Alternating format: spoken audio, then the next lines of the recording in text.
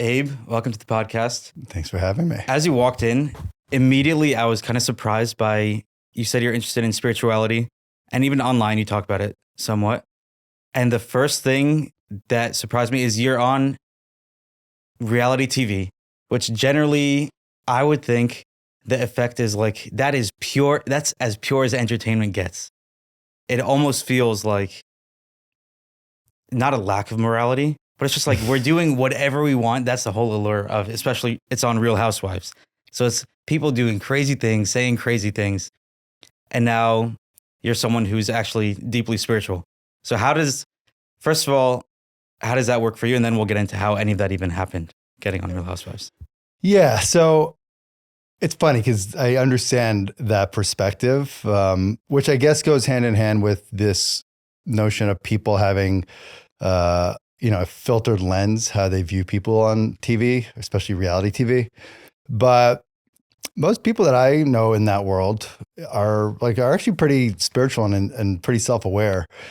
For me, I mean, you have to keep in mind, I'm not a cast member on the show. I'm just kind of a passenger, if you will. It's a housewives show. But to me, I kind of bifurcate the experience of being on a show like that with my personal spiritual beliefs. And to be honest, I hope that there are opportunities where I can convey the spiritual side of things, because I do think it's important, especially in this really digital age when everybody's getting so distracted by social media, digital media, short form content. I think it's important if there are people out there who are talking about things of substance. And so my mission in life is to use my voice, to whatever capacity people are willing to listen, to just open their minds a little bit and maybe think about things a bit differently than everything that we're being distracted by right now. If there's anything, what do you think your main qualm is with the world? Of like, what do you think people don't get, or what do you think is going wrong that you think you have this insight or thoughts on? A few things. I think the problem I see with the world right now is everybody's so distracted. And I think it's by design. And you've got YouTube shorts, short form clips on social media, and the attention spans of people are so truncated, and they're looking at things that aren't really important. They're very shallow. You're looking at physical appearance. You're looking at, consumerism. All of those things are being flooded in our psyche. And I think what that results in is that people forget who we are as humans and why we're here, and the importance of actually connecting with each other, as opposed to following somebody or friending somebody or anything like that. And that human connectivity is something that's being lost, and that's concerning to me. Do you think there's any solve? Yeah, I think the solve is people waking up, and whether that's through religion, which is not necessarily my thing. I'm more about spirituality, although I can appreciate religion. But I think there are a lot of people who are waking up to the fact that we're being kind of distracted by the devil, if you will, with all this media being thrown in our face and the algorithms. And whether it's through the use of psychedelics, which I'm a big proponent of when done responsibly, or even with AI and our evolution into this superior thinking being, I do think we're at a precipice, though, of so I believe that we've been in this place through a wheel of time. I don't know how many times, but many times, where humanity gets to this point of its evolution where it's going to evolve into a superior species, like we're at the point now, or we destroy ourselves because psychologically we're not capable of fathoming that we're not going to be number one on the food chain. And so what happens first? I don't know. Do we destroy ourselves and reset the clock, go back to the Stone Age, or maybe not that far back, but reset with technology getting wiped? Or do we evolve into a superior species, disperse into the universe, and reconnect with the other consciousness that I believe exists everywhere? There's so much to unpack. The first thing that you mentioned that stuck out to me was you're not super religious, but very spiritual, but you can appreciate religion. What's the difference between religion and spirituality? Oh, I mean, spirituality, I think, is the innate desire and act of connecting with the creator. And now what the creator means is, I don't think it's subjective, actually. That's, I guess, the difference. The creator is the intelligent design within ourselves, within the universe, that we can interface with I think our brain is an interface that we interface with that. Religion is the subjective experience of a collective group to explain the creator. And when you look at Judaism, Christianity, Islam, Hinduism, Buddhism, all of them have different flavors, a lot of similar themes and stories, but I think it's really a function of time and space. You look at the Jews, right? Our religion was born from the desert that thousands of years ago. And so you hear the stories that are, in the desert. You've got an angry God, a vengeful God. And I think a lot of that is just colored by the mood and the vibe at the time. And it survives and it becomes just a truth for many people. And that's what continues on. But spirituality, I think, goes beyond the bounds of like putting that identity of what the creator is. Even when you say creator, I always think about this, and I had a lot of conversations with people about it. But what does that mean? We say it in such a logical way where it's like a lot of people say, if this all exists, there has to be a creator, right? As if that in itself is logical to say there must be a physical creator of this thing, which is breaking the rules of Physical, reality I already. don't know. So then- I don't agree that it's physical. So then how are you getting to there's a creator? How do we get there? Because I've experienced the creator, but I'll be a little more specific. It's not a physical being. I think that's the difference. Religion anthropomorphizes God. It makes God described in kind of a human sense because that's the only way that people can process it. Not the only way, but that's the easiest way for people to process God, right? This idea of God as this other being that is anthropomorphized and made human in its description with its emotional acts, with its sometimes physical attributions. That to me is way too simplistic. The creator, I mean, I'll also say, I don't understand how you could deny that a creator exists and that there is not intelligent design.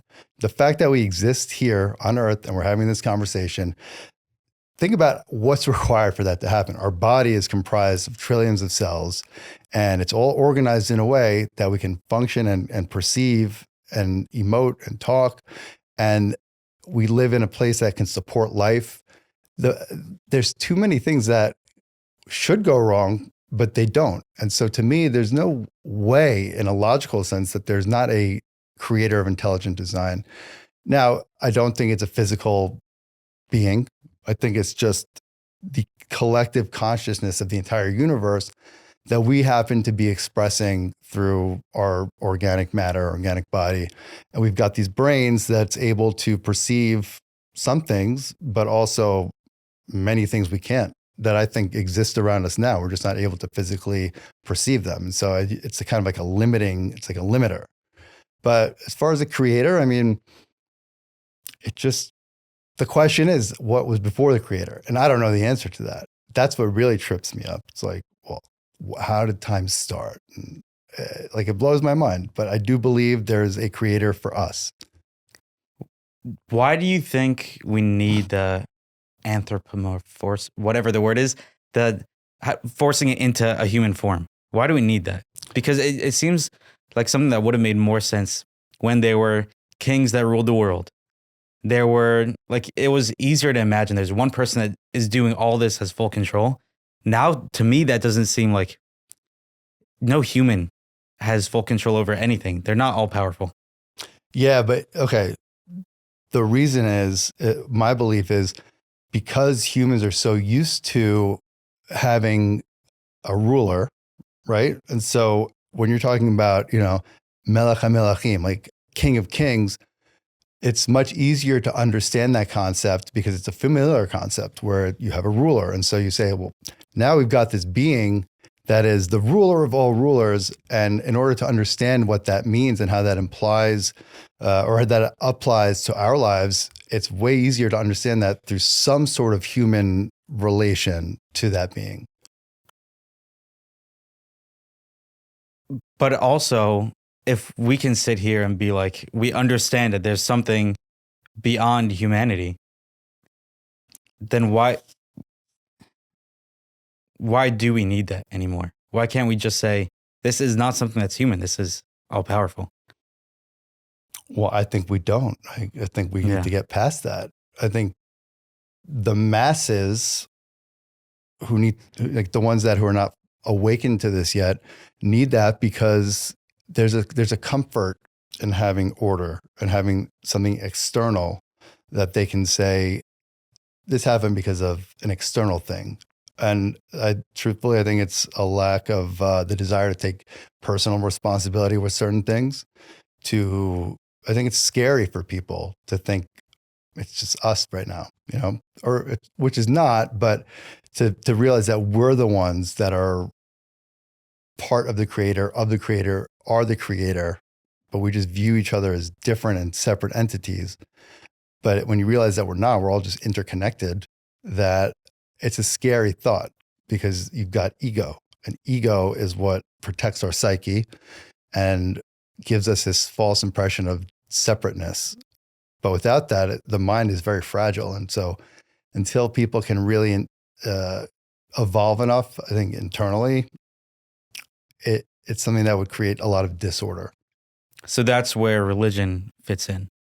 Yeah, it creates order. In my mind, there's something, for some reason, if I can explain it and why it's working, why a Shabbat dinner would be great for people. Shabbat's the best. That man. now all of a sudden, that's like, it's not holy anymore. That's not religion. That's not God. That's just, it's practical. That's how it works. And now I'm 23. The more I have time to experience anything, I'm kind of getting to like, you can explain almost anything that happens in the world, but that's not the absence of religion. That's what it is itself. That is God. The fact that all these things are happening, the fact that in your life, these forces are pushing you to do this, that's what God is. And I think God has been, in my mind, in the way other people are using it, very external, when it was never meant to be that. It's everything. It's just, that's what it is. That's the thing that people struggle with conceptualizing, because how can something be everything? And then you view yourself as kind of floating in this river of life, right? Where, let's take Shabbat, for example. Yes, you can explain it. You can explain the religious side. You can explain, the Hashem created the world in 6 days and rested on the seventh, therefore we rest. You could take the practical side of like, if you don't take a day off from work in a week, you're going to burn out. If you don't spend time with your family every week and have that focal point of dinner, you're going to disconnect. Like, you could explain it in both ways, but in the end, it doesn't matter, right? It's like we do Shabbat every Friday. We're not religious. Like, we'll turn the lights on, I'll drive on Shabbat, but I don't work, and we have Shabbat dinner. And it's because family time and just connecting with each other and disconnecting from the world. So whatever the reason is, it doesn't really matter at the end of the day. As an entrepreneur, how has Shabbat been for you? Do you not work on Shabbat? Have you always not worked on Shabbat? Yeah, I don't work on Shabbat. Not because of the religious thing. I have kids now, and I'm like, will I answer an email here and there? Sure. It's not like a bright line. I don't do any work, but I also don't really work on weekends. I quit my law job years ago when I was at a corporate law firm because I wanted to be able to have my weekends and manage my schedule, because it's important to me that I have family time in my own, just for myself even. And I feel privileged to be able to do that. As an opening for a bigger business discussion, what's just one thing that you kind of realized over your career that would have been really helpful at the start? Ooh, that's a really good question. If I had realized earlier on when I started my law career, because I worked in corporate law at a big firm for 6 years, right out of law school. If I could go back and tell myself that didn't really matter, even though it was the prestige and the money at the time was really good, I would have told myself, do something that you want to do, even if it's not as sexy or if there's more risk. I would have taken risk earlier on. Do you think it helped you in just being able to work, really the discipline to just sit down and work and have some sort of standard for what's supposed to happen? Because, for example, I have this podcast studio. We have two of these with one other person, and then we have two people working with us also. And we're all 20s, and we're kind of missing the standard of just like, if you walk into a Chase Bank, the standard is everyone is super professional. You get things done. Everything is on time. And starting in this risky way, we're kind of missing the basic work culture that you would have after 10 years in a corporate company. You're better off, and I'll tell you why. When you have your own business, you eat what you kill. If you're not performing and like developing business, growing business, then you're feeling the effects of it like immediately. And that negative feedback is the strongest way to force you to have discipline, because you don't have any other option. You're not guaranteed a salary. You're not getting a W-2. Slack at work. You're not making as much money. When you start having a wife and kids, you have more responsibility. And if you're not delivering and if you're not achieving, it's like the free market for yourself in play very directly. So I would say that's the best way to learn how to be disciplined.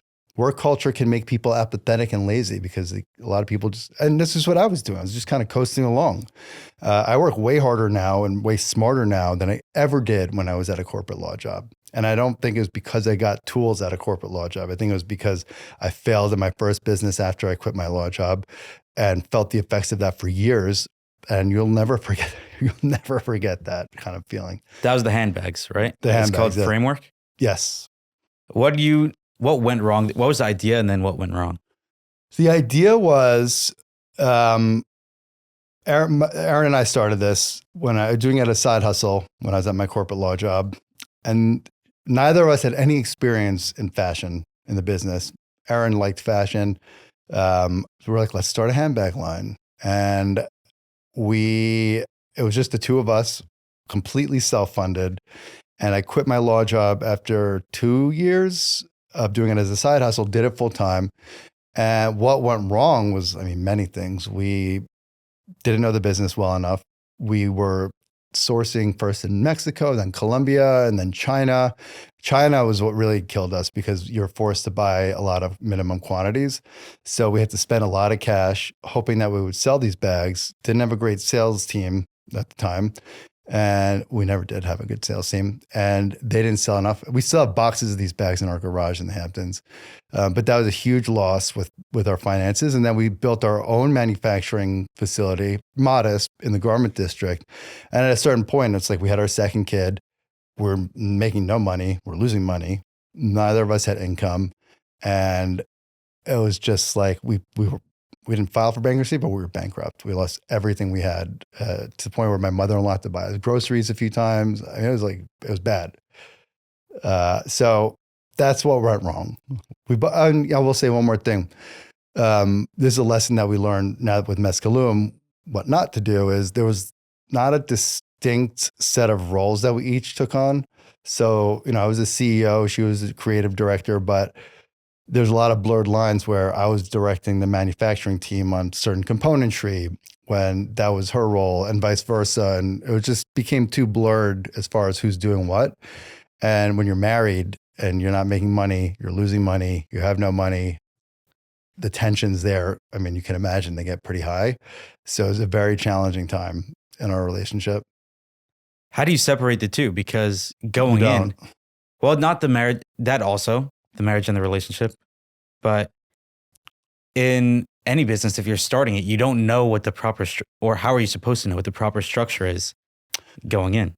There's a level of that where you have to acknowledge there's going to be an organic unfolding of what happens, but it is something that you can address earlier on, where if you have partners, first of all, I always say it's not great for partners who all share the same skill set to partner in a business, because you want to find somebody with complementary skill sets.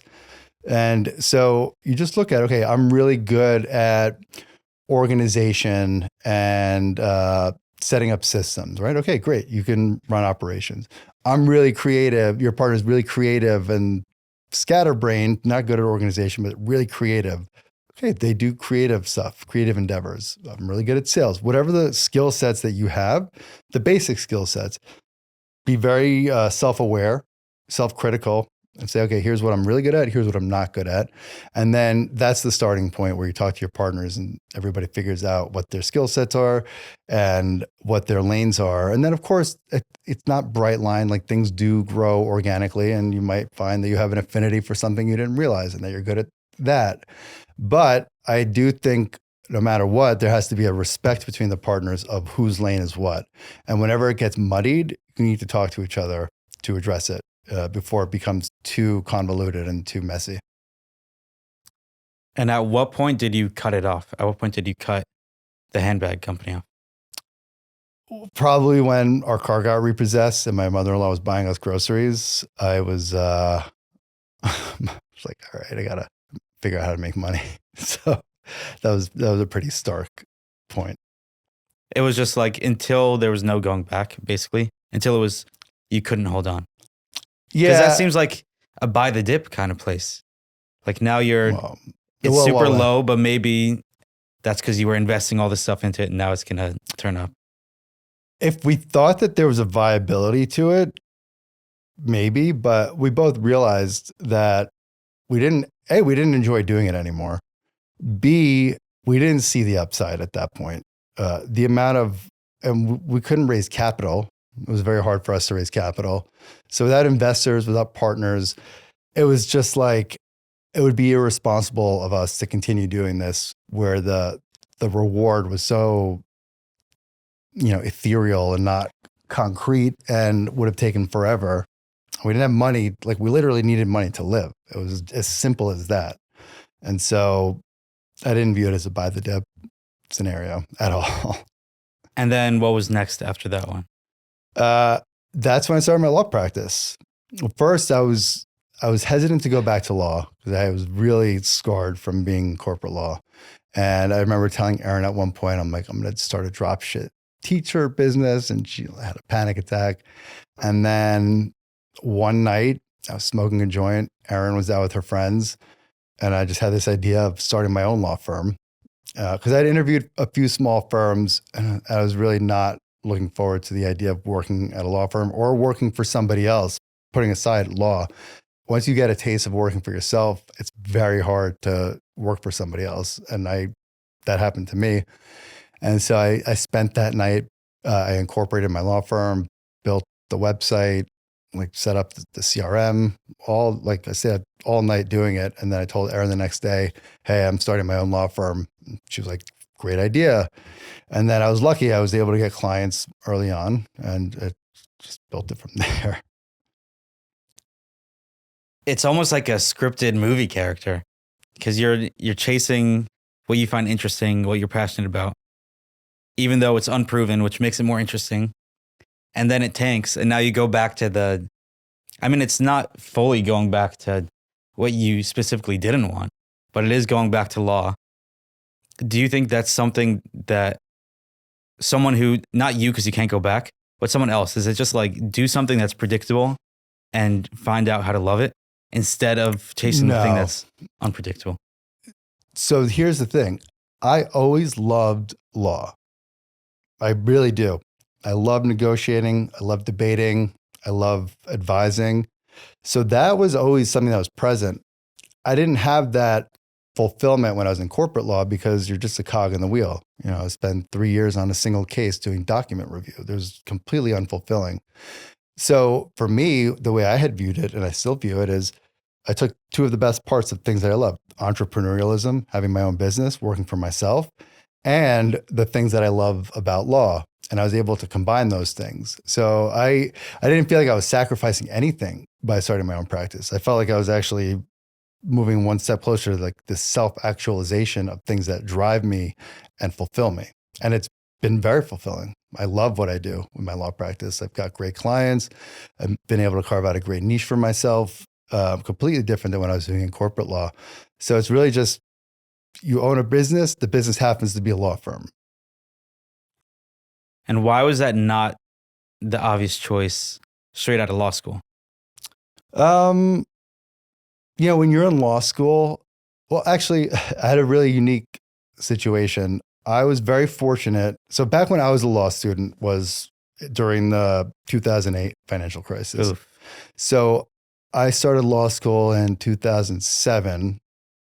And so I was able to get a summer associate position after my first year's summer, which would have started after the second year summer, because one of the partners at the firm, I didn't know he was at the firm, was dating my friend from college, and we met, and we both loved the band Fish, and like there was this affinity. He just shot in one of our studios. What? Trey Anastasia. What? Yeah, it was crazy. Dude, that's sick. Mm-hmm. He's one of my heroes. We love Fish. Then there was a career fair. I recognized the last name. It was a girl. I said, "Are you related to Mike?" And his last name. And she said, "Yeah, that's my brother. They both work at the firm." So I got hooked up. I was able to get a good word put in, which goes to the power of networking, by the way. It's really about who you know. And a lot of my friends lost their their summer associate positions at some of the really big firms. The firm I went to was uniquely positioned because they were specifically doing litigation for things like RMBS, CDS, stuff that these mortgage packages and loan origination cases that stemmed from the financial crisis. So I was set. Like I had my job.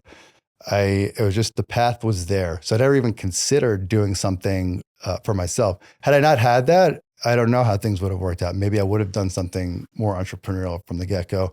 But it was just something that was there that was available to me. And I was very lucky at the time to have that. It's a tough middle ground because like this, it's podcast studios. No, it doesn't really make so much sense to just be a studio company. At the same time, it's a lot of fun. We meet all these cool people and you learn a lot about human psychology and talking and storytelling, but it doesn't make total sense. Why not? Compared to the way I think selling pizza makes sense, that you just know all of these people want it, or banking or planes. It's like there's this thing that people need, or taxes. I just saw an ad for TurboTax the other day and I'm just like, everyone needs that. And why not just make some ancillary software for something or integration or make a mezcal or tequila? But think about the saturation of the markets you're talking about. Not mezcal as much. I view that as not saturated yet, but software, for example. Everybody's building software. They're walk down the streets in New York City, pizza places like every other block. How are you distinguishing yourself as a pizza place versus the other pizza joint, right? I think right now you guys are in a good position from a timing perspective because so many people are starting to create content. And having these studios, there aren't that many of them in the city, not good ones, not nice ones. Yeah. And for people to set up their own systems is expensive. I mean, I just was telling you earlier, I spent way too much money building my home setup, which we rarely even use. And so the cost is fairly prohibitive for quality. And you could buy cheap mics and stuff, but this is something that I do think there's a demand for. I think you guys are actually in a good space, to be honest.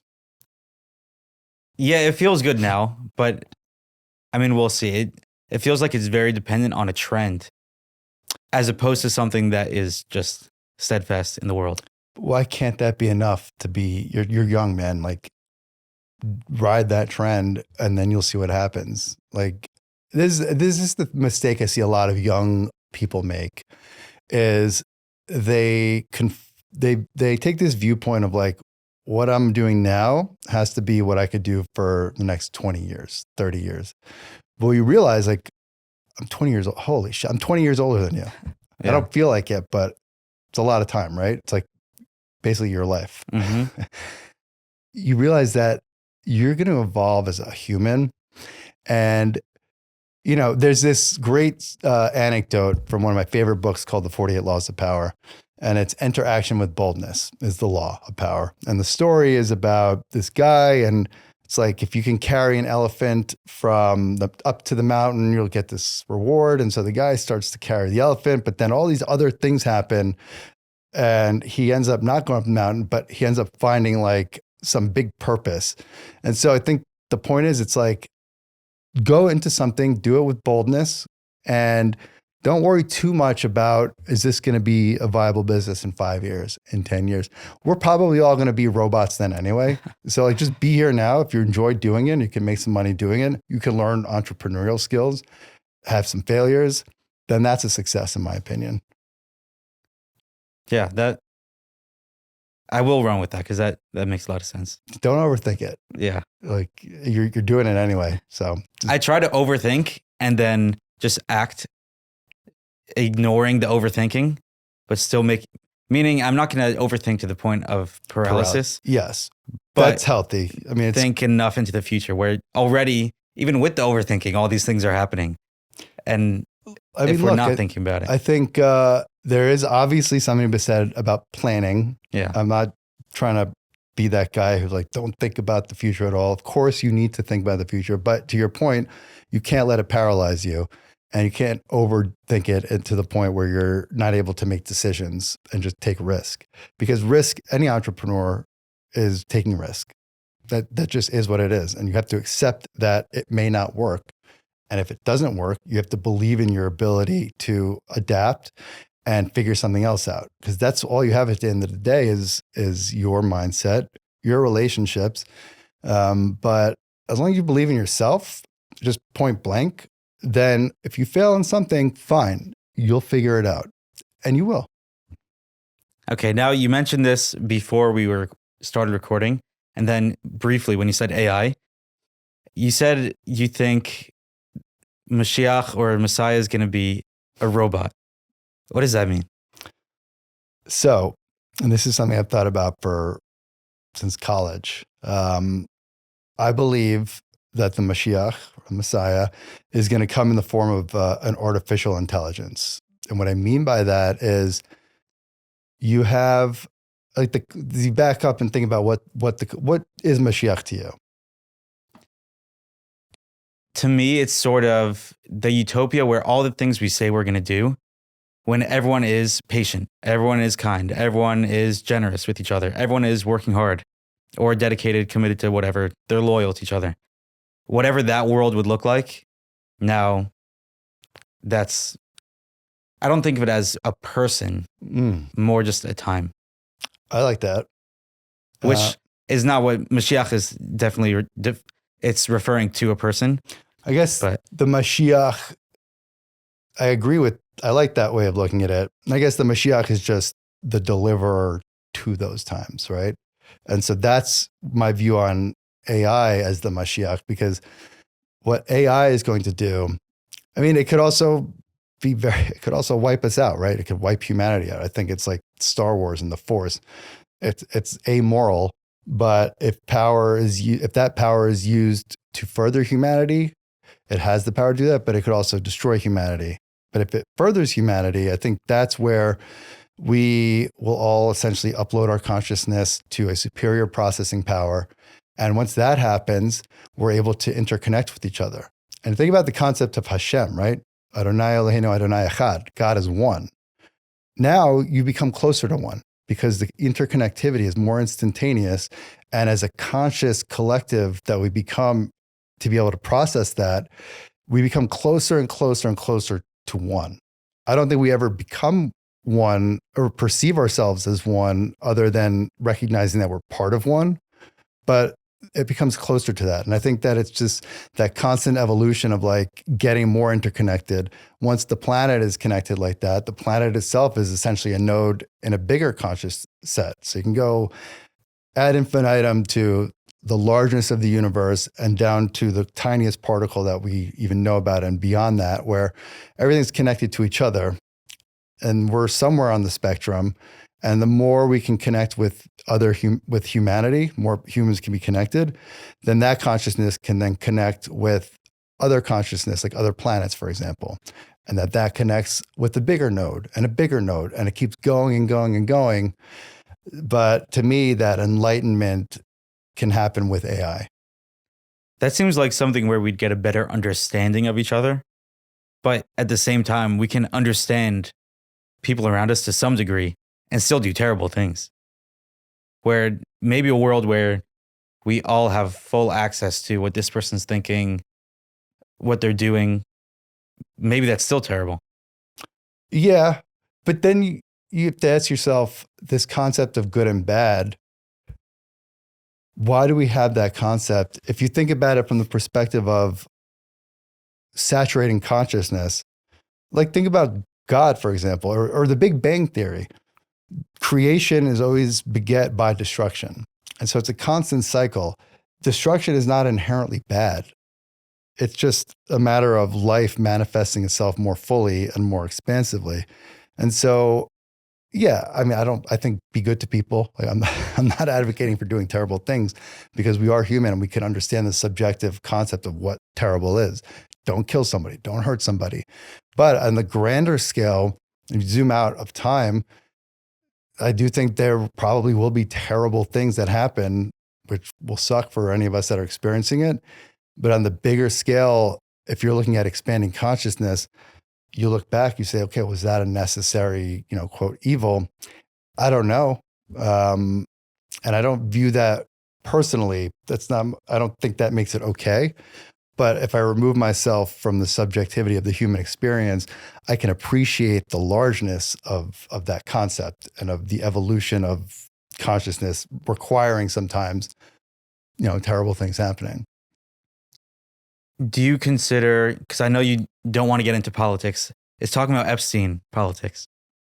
Maybe. Okay. The way I understand morality right now and God is that all of these rules, like don't murder, is basically if you do murder someone, your life will be terrible. Like you will be punished severely in the world we live in, where maybe there's no such thing as objectively good or bad, but there's reality where everyone around you will think you're terrible. You'll get put in jail. Your life will just be terrible. But then we have people like Epstein or Diddy, and they got away with things, sounds like for a while, and possibly even, well, not the government, we'll stay away from the government, but the idea that things that we do are bad will be punished. It seems like it's not so true anymore. Or maybe it has never been true, but what do you think of if there is a reality where you can get away with stuff? Is it still wrong? Yes, it's still wrong. The problem is that absolute power corrupts absolutely, right? I mean, the famous maxim. And so if you've got these powerful forces, they get away with it. I think that's highly problematic, because the rest of us are told live by these set of rules, and we do. Then you've got people who say, well, the rules don't apply to me. And it's not fair. But also, as people become aware that actually happens, that's going to create disorder, and which I don't think is a bad thing to have that as a response to challenging power. I mean, we need to challenge power systems. I mean, we've lived under corrupt power for a very long time. Probably most of humanity, powerful forces corrupt, and so if you're going to have rules that the rest of people need to live by, it does need to apply to everybody. Everybody needs to be treated equally under the eyes of the law. Well, yeah, it's just assuming there's a higher power and objective, good and bad. Not even. I don't think it's a requisite that it's because there's a higher power. I think it's because it's the social contract we make. And it would, without that social contract, you have disorder. And then you're at risk for getting murdered yourself or getting hurt, where people can't agree on those basic things. People live in fear, and they would act in a much different capacity rather than as the greater good for humanity. So even someone who can get away with it, there still will be maybe they're not suffering the consequences, but society is suffering the consequences at the same time. Yeah, although I wonder, they must suffer the consequences. I mean, they both did. Like Epstein, whatever happened in jail, either he's not alive now, and then Diddy's in jail now. Yeah, but even putting aside the final consequence of Epstein getting killed, I think he was, and Diddy in jail for a few years, the internal feeling, like we were all flawed, right? Like I've had things that I'm not proud of that I've done, nothing like that, but just things that it eats at you, and it just, your life is dulled and soured, and so you live every day with that sourness. That's an effect. That's the internal side, and then of course, an ultimate punishment, getting caught, which they should be, is a bigger consequence. But yeah, and societally too. I mean, it's harming society, and people should be punished for that. No question. Yeah, and unless he's some sort of sociopath and then really doesn't care about anyone and doesn't have that sour or dulling of his life. It's completely separate. What was it like? How did you end up having anything to do with Real Housewives? What a segue. Because it's out of everything. Like, I'm interested in the business and religion, but this is just like, I've never talked to anyone who had any. It was, it's a weird thing because it just kind of happened. Aaron was, you had Lizzie on your podcast, right? Yeah. So Lizzie and Aaron, we've known them, Lizzie and I, for a long time. Lizzie was getting cast on the show, and she was moving back to New York and asked Aaron for real estate advice. And when we asked why you're moving back, she explained the Housewives cast. We had no idea that they were doing a reboot or any of that. And then Aaron met with production, and it was pretty quick after that. And it was very quick. If you told my college self that I'd be a husband to like a Real Housewife of New York, it would have been ridiculous. I had hair down to my shoulder. I was playing in a jam band. Not in the bingo cards of life. So it's a really surreal experience. What do you think when it was pitched to you? I mean, I'm assuming it wasn't just, I'm doing this, no questions asked. There was probably some sort of discussion. Yeah, but keep in mind, at the time, I represent, like, a big part of my law practice is working with brands and influencers. So I'd been in that world on the legal side for years. Mm-hmm. And so to me, it was just a business decision of, this will be good for my wife's business, maybe for mine. It hasn't really benefited or negatively affected my law business, but we have the mezcal business, which I'll give a lot of credit to being on a show like that, giving us a platform. But it was a quick discussion. It was like, okay, we're going to do this. And of course, the implications of how this might affect our marriage, which is a real consideration. But to me, from my perspective, as again, in my limited role as a husband to a housewife, because I don't view myself as I'm not a cast member. I'm just a passenger here. I looked at his business, and it was a pretty easy decision. And it was also like, fuck it, right? Like, when else do we have this opportunity to have this unique journey in life, right? It's different. Oh, let's see what it's like. And you didn't think about other people, just your life being in other people's houses, like having other people talk about you, having other people judge you, especially on Real Housewives. It's not like in what we're doing, trying to grow podcasts and a bunch of podcasts. The end goal is hopefully people know who we are, but generally like us, and they're just interested in the same things that we're talking about. Real Housewives, the point is drama. So know going in, there will be a lot of people in the world that hate me. Yeah. I mean, that was not lost on me. To be honest, one of the things that and Aaron, I think, shares this belief. It's like, yes, that is a big component of the show, but it was also important to us going into this that we were very much ourselves and open. So if we can show, for example, in our relationship, conflict resolution, right? Like we talked about some sensitive stuff this past season with finance stuff. That was a choice, right? Like she didn't catch me off guard. I actually suggested, let's open up about this because it was something that we're going through. So if we can use our voice to help people, even though the show is targeted towards drama, there's still good that and something useful that can come out of that, where you look at things like conflict resolution in a marriage or between friends, like with her and the girls, right? And so there's something about having voice and a platform, and it's both the journey itself, but also the means to an end to be able to have a platform to talk about things like what we're talking about now, things that are important to me. And I'm speaking from my perspective only, that if I can in some small way help myself gain a platform where I could talk about things that I think are important to talk about, then it's a small price to pay for like some of the bullshit things that people write about. It doesn't really bother me at this point. Like people talk shit, especially on social media. People think they know you. They make assumptions. When you realize the type of people that are out there typing that shit, I'm like visualizing them in my mind. You kind of laugh about it and you're like, oh my, they're asleep.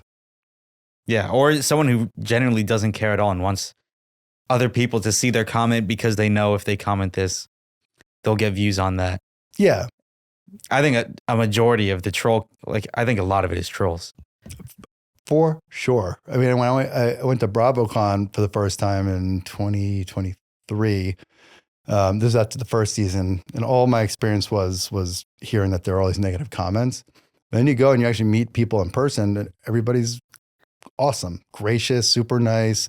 So there's such a stark difference between the online world, where you've got these trolls that are very vocal, but very small part of the population, the audience, whatever. When the reality is that most people are actually good, nice people, and maybe they'll disagree with you on something, which is fine, but they're not going to be assholes to you about it, like they would if they were online behind their fake accounts or whatever. I was listening to a Jay Shetty episode with Emma Watson a couple months ago, and she was talking about how she would be walking the street, and to other people, she was this character, and in real life, she's Emma Watson. And there's this dissonance between she's having interactions with people who know her so well as someone else. And now, do you have that to any degree where people think of you as this person, or you have to deal with situations where people think they know things about you? I mean, the last thing you said, sure, people, they're there's only 40 something minutes on an episode. And as a husband, you're barely on the show to begin with. So the times that we are on it, there's very limited context to something that we've said, right? And I don't fault production for that. And I actually love the production team, and they're great, and the crew. But the nature of the format, it's like you're giving very limited context to something that's said. And so people will hang on that and make assumptions. And then the podcasters and the reality show podcasters will extrapolate, and it's wild what they speculate and what they assume. So yeah, sure. Does that happen? Sometimes I'll experience that, but my experience for the most part is that I don't really think about it day to day. Like my day-to-day life, the show is really not a part of it at all. I don't think about the show. I have a job. I have 2 businesses. I've got a wife, kids, family, friends. I do, I'll drop my kids off at school, and I don't think about the fact that I'm on this TV show sometimes. Did you, from being inside the beast, did you learn anything about storytelling or how to entertain people? Yeah, I think the biggest takeaway is that authenticity wins every time. You could have storytelling where you've got people, plenty of people on reality TV will be performative and kind of craft a narrative. But I think the audience sees through that. And what people are really craving is authenticity in showing a flawed human in all its layers, because everybody's flawed and it's just relatable. People could understand when something's not going great and you're talking about it, and they think, man, I went through something similar myself. Maybe not the same exact situation, but it makes it more relatable, and there's a catharsis when you're experiencing that as an audience member, I think. Do you think it's kind of a prereq for, or we're not in college, a prerequisite for something working? Because I see a lot of these shows, even on this podcast. We lately have been doing a lot of clips about astrology, and I don't care about astrology at all, but a lot of people do, and they find it really interesting. So we can make those and people love them. And I know if we would start talking about astrology right now, all of a sudden the TAM or the audience for it is so much bigger. And if we do that in an inauthentic way, it doesn't really work. At the same time, this authentic conversation doesn't have the same reach that that other one would, even though it's authentic. Where a lot of the podcasts will come in also, and they're great and having a good time. But if someone else is talking about the UFC fight on Friday night, like that's what people are watching. Are you getting at like, how do you find that balance of talking about things that maybe not are that aren't as trendy at the expense of views? Yeah, it's something I'm working on, but also I think it's a big misconception that people have, because everyone does come into the studio and they're talking about, we just want to be authentic. But then most of them don't work because their authentic interests in self aren't as interesting as other things. Well, I think you could have, okay, let's unpack that. So first, I think the whole part you're talking about, where you're talking about something that's authentic but not as catchy or trendy. Sure, short-term viewership is not going to be as strong, but I think those that win are the people who do that consistently and find that audience and build on that audience. But it's just a matter of being consistent and sticking to that and just talking about your interest, because you will find your audience. It's not easy. I mean, I'm still trying to figure that out with our podcast, like really dialing into the stuff that we like to talk about, but it grows slowly. But if you keep doing that, then it gets to a kind of an inflection point where people are talking about it who share that interest. The other side of that is humans are multi-layered. So like, yeah, if we start talking about astrology, maybe that's not our passion project for each of us. I have an interest in astrology. I'm not an astrology expert, but I think people can still be authentic talking about topics that they're not necessarily like focusing all the time, if it's coming from a place of exploration and trying to understand, because you can always have a conversation about a new topic. And because of your own unique perspective, whether it's the questions you ask or the perspectives on it, find kind of this new interesting viewpoint on it. And so it can still be authentic. Now, if you're talking about something just for the sake of talking it, the conversation is not going to be interesting if you're not actually giving that unique perspective or giving those questions that dive into maybe a different take on astrology. But it is a hard balance. I mean, yeah, I agree. What have you found for your podcast? What are you thinking of so far as what you want to talk about, who you want to be talking to? We've been lucky with so we're actually starting to do more solo episodes, me and Aaron together. We'll still have some guests here and there, but we've had great guests so far. We love talking about, I don't know, like I always view it like Seinfeld, like a show about nothing. Yeah. Which is obviously kitschy in that we are talking about substantive things.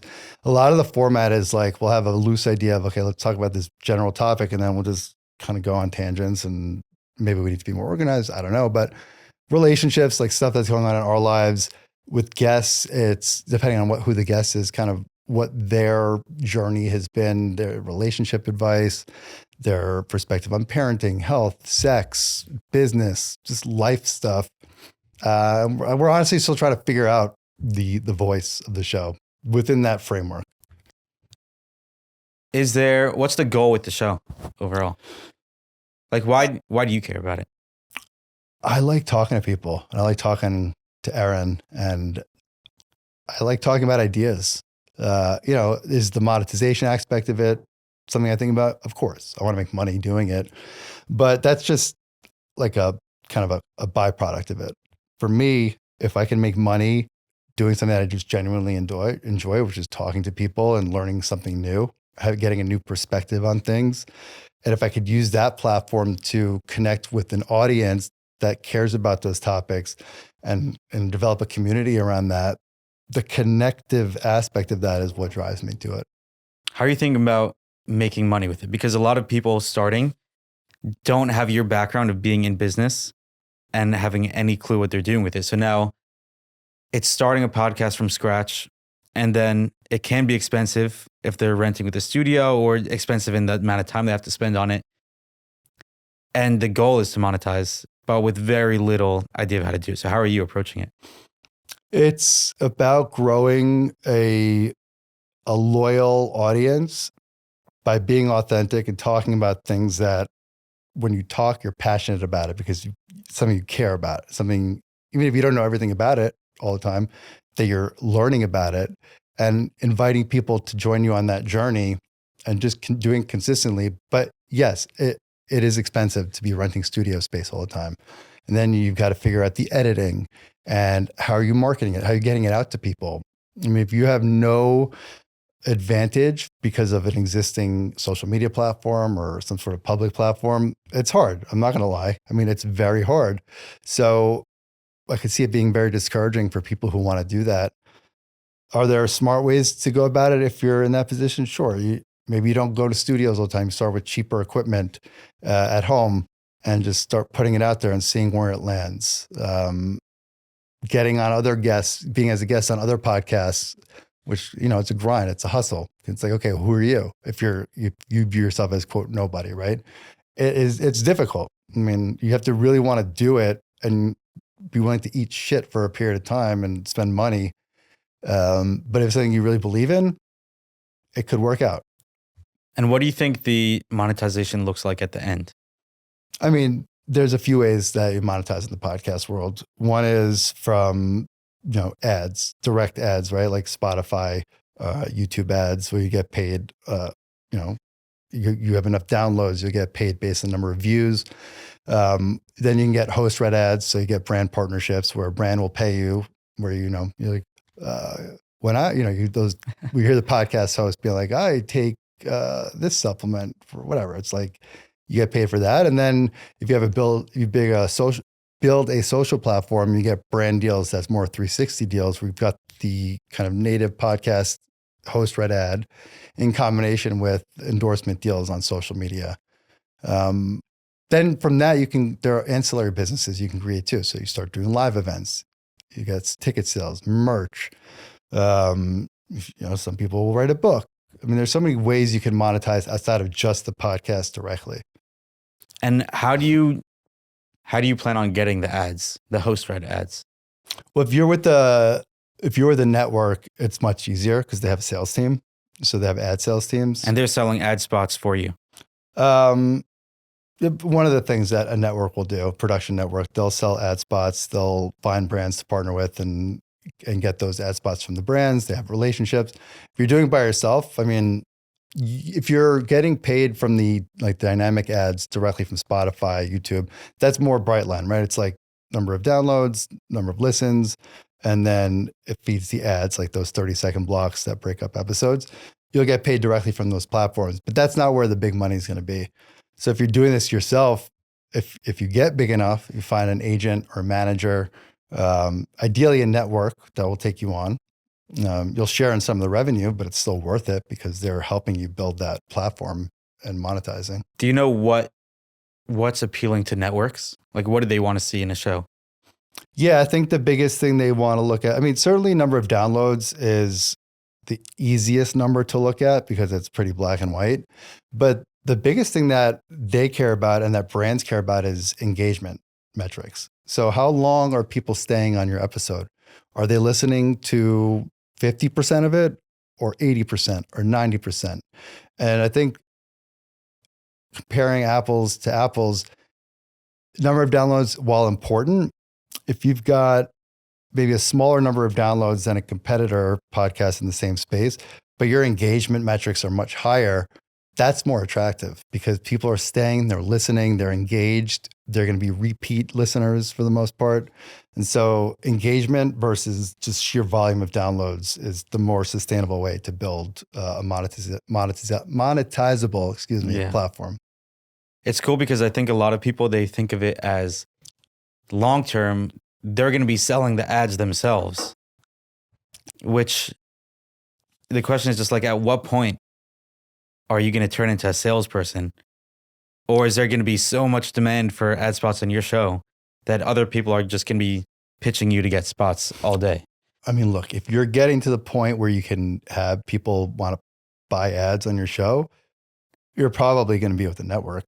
Yeah. Most people, unless somebody starts their own network or they're doing it themselves, in which case they probably have the skill sets or relationships to get ads. But the reality is you're not going to be hustling to get ads put on your show yourself. Because if you're doing that, then you're probably not big enough to get ads anyway. Otherwise, you'll be picked up by a network. You'll have opportunities to go with a network. And there are a few of them that are great, like Dear Media, where we're at. They're awesome. I love them. And they do a really good job with that. And there are others too. So there's not that many people are going to be doing that. Yeah. And I would think it's either the only real way for it to work is either that or partner with an agent or just like someone who came in has a 2-person team. One is hosting, one is basically CEO managing the whole thing, sales. Yeah, look, you can absolutely do that, and that can work. If you have that person who's doing the operational CEO role, it only works from an ad sales perspective if you could build the relationships with the brands. Otherwise, you're going to be sending a bunch of cold emails out. If you have the metrics to support it, then that fine. If you want to keep everything in-house because you don't want to share revenue. But at that point, you look at the net value of that, where it usually makes sense to partner with the network because otherwise that's going to be your full-time role. And if you're a huge show and you can make it all and it makes sense financially, fine, but that's not the likely outcome. I think right now, if someone's like 20s or teens and a 2-person team goes to build that, it could probably work really well. Or like try it for 7 months, see if it works. Yeah, it can work. Don't get me wrong. It's depends how much, what's enough, right? Like if you're selling ads and you're relying on those ads as your sole or primary source of income to be able to do this, it's going to be more challenging. Although, I mean, you guys are young, your expenses are much less than they will be in 10 years and 20 years. If it's something where it's just one revenue stream where you're monetizing off of other services, then great. That can absolutely work. It's just a matter of what's enough as far as the number. And last question, is there any sort of standard that you have for we have to reach this milestone after this many months in viewership, in monetization? I don't think about it so much. We're still in the phase of like we're building our audience and the download numbers are great, but I don't like to think about it like we need to get this number of downloads. I think about what are we talking about? Is the content good? Or being true to ourselves and authentic? And is it something that we care about talking about? And I truly believe that it just starts from there. And then people will connect as they have been. We've been lucky with the audience and its building. I think it all has to start from there. Because if you're only thinking about the numbers, then you're going to get into that trap that you talked about earlier where you're talking about things just to drive downloads. And that becomes when it feels inauthentic. Yeah, I'm trying to work on that because this conversation, I really just let go and asked what I found interesting. Good. Well, and it flowed. Yeah. And, we'll see how people, obviously, what the metrics are and whatever. But how did it feel for you being able to do that? It was it feels a lot more sustainable because usually after each show, I feel kind of dead inside because I'm like, I just made someone sit here for an hour and talk about things they don't care about. And I didn't care about any of that. And we were 2 people who had a fake conversation in a room. And how many times can I do this? And I think personally, I could probably do it a lot of times, but I couldn't do it to the same level where if I have that baseline of I only talk about what I'm interested in and then do the proper prep for like, okay, if I wanted to do well, who can I have an honest conversation with? Or what can we talk about that people will find interesting? Instead of working to what do people want, let's just talk about that and ignoring the authenticity part. Yeah. And I think as you start growing your audience more, there is a value in even just asking your audience, what do you guys like us talking about? Like, what do you want us to talk about more of? And get audience feedback, but that's more quality feedback because it's the audience that you've built already. And so, there's nothing wrong with wanting to talk about things that your audience cares about if that audience was built on stuff that you're already talking about. But if you're trying to reach a wider audience that is not like already a listener or been following you guys, that's where you fall into the trap that you're describing. Yeah, because I'm thinking about it mostly like a business, where I'm just thinking about supply and demand. And if there's all this demand for this, I'm just going to make that thing. When it long term, it doesn't really work that way, because you're not making the thing if you don't care about it, compared to people that do care about it, which at this point, whatever you're talking about, someone else is talking about it. And it's just who cares more, who has more knowledge. I don't think it's knowledge. I think it's who looks at it maybe a little differently and a little in a subversive way where it's not obvious the perspective on it. I think that's what people find interesting, is talking about a topic that, maybe everybody's talking about, but they come back to you because they know that you have a reputation for having a different perspective on it. And maybe I'm biased because I've always been very contrarian in life.